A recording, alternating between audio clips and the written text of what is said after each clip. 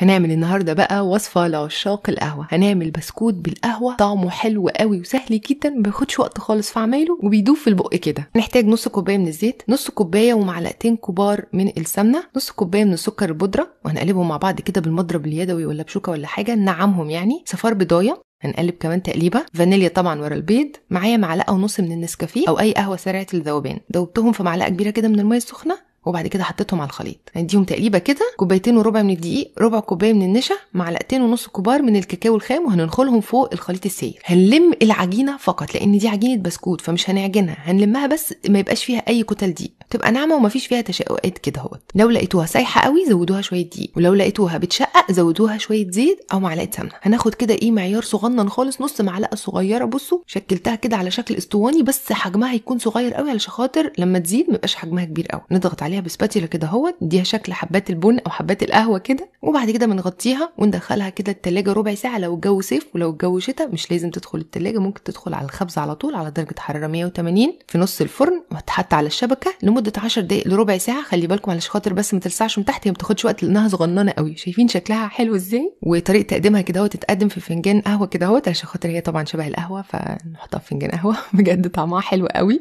بتدوب في البق مش هيفضل منها ولا حاجه، وطعمها تحفه مع القهوه. جربوها وليه رايكم فيها.